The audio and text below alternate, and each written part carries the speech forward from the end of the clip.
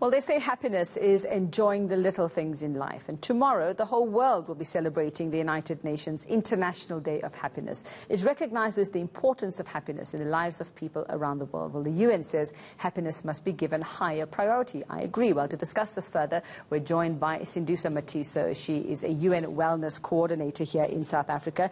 Cindy, good morning. Thanks so much for your time. So why did the United Nations feel it necessary to actually declare a day of happiness? Okay, thank you very much. The International Day of Happiness is an annual event that is organized by the UN to promote the idea that feeling happy is a global human right. It is a day to be happy.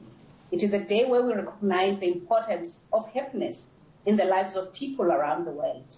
And it is in line with the 17 Sustainable Development Goals to end poverty, reduce inequality, and to protect the planet.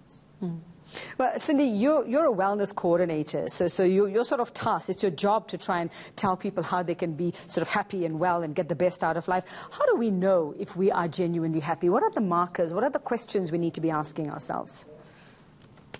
Okay, happiness is a very subjective matter. It is neither easy nor simple. But people who have close relationship with others are generally happy. And happiness involves quite a number of variables outside material wealth.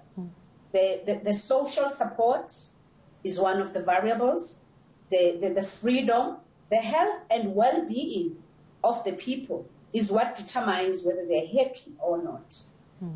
Well, let's look at the past year we've had. And of course, we have to put everything in the context of COVID and what's happening in our lives at the moment. Has this pandemic changed our perception of happiness? We've had to go back to basics in many ways, haven't we? Sort of the simple things in life, especially during hard lockdown.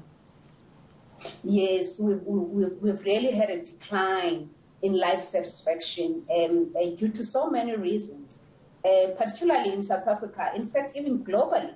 We've lost quite a number of people over the years, and our daily activities and the economic situations, and sometimes even some of our household incomes have had a devastating effect. So somehow it has changed how we view happiness. In what we now regard as happiness are the simple pleasures of life. Well, Cindy, in previous years, we've seen a happiness report come out. For example, today, I think we would have seen the report come out. Obviously, COVID has put a bit of a spanner in the works. You haven't been able to put together a report for this year. But generally, are South Africans a happy nation? How do we compare with other countries?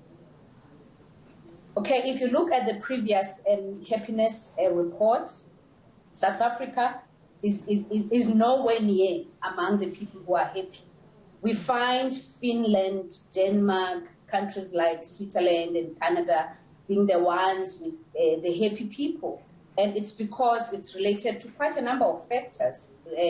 Factors including GDP per capita, life expectancy, and sometimes corruption levels. But there's one thing I like about South Africans. South Africans have a way of making fun out of anything that comes as a crisis to them. Yeah. Yes. Okay, so we find our way. We find our silver linings where we can. Thank you so much, Sindiswa there. She is a United Nations Wellness Coordinator, just telling us about the International Day of Happiness tomorrow. It's been a tough year, tough time still to come as well, but try and find your silver lining, even if you just fake it till you make it tomorrow.